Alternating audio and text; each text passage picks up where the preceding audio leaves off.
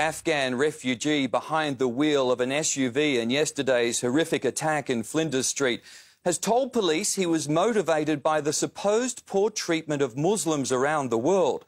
7 News has obtained pictures of the vehicle ploughing into crowds near Elizabeth Street. And a warning, we have carefully edited the report you're about to see. It does show the moment of impact, and some viewers may find it distressing. The first sign an ordinary afternoon on Flinders Street isn't so ordinary is this. A Suzuki overtakes waiting cars, just missing 2 pedestrians, but aiming for many more. There's no sound on this security camera, but you can see the panic. One person in orange spots the danger and runs, but it's too late. 17 people are mowed down in 3.5 seconds.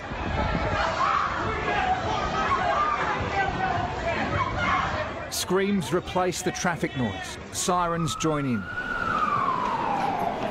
11 months after Burke Street, it's happened again.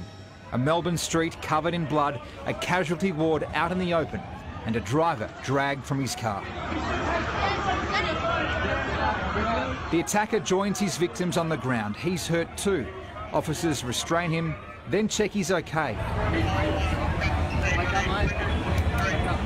The driver is Saeed Nouri, a 32-year-old Afghan refugee who came here 13 years ago. Police say he was motivated by his belief that Muslims around the world are being mistreated. A city so big means there are plenty of targets, but there are also plenty of people to help. An off-duty police officer gets to the car first. The experienced sergeant hurts his hand as he pulls the driver out. On-duty officers are there in 15 seconds. Paramedics are working on the injured within just 4 minutes.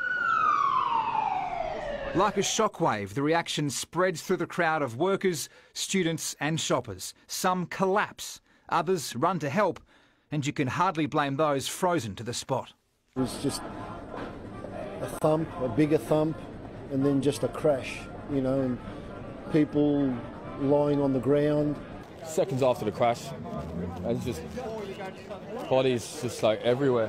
One of those people was a 4-year-old boy from Hoppers Crossing. The oldest was a man from Northcote who's 83. Ethan Caruso was clipped by the Suzuki. He pushed his mate out of the way to save his life.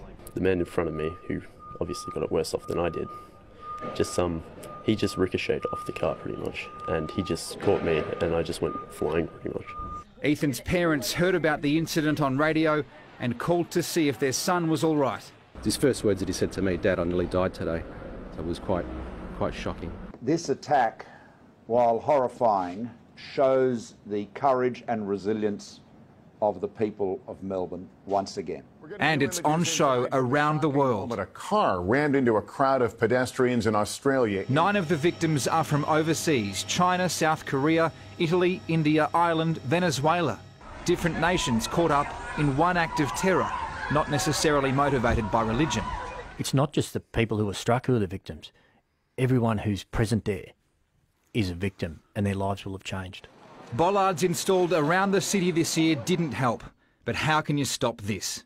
A second man was arrested nearby and found with knives in his backpack, but police say he had nothing to do with the car attack and didn't know the driver.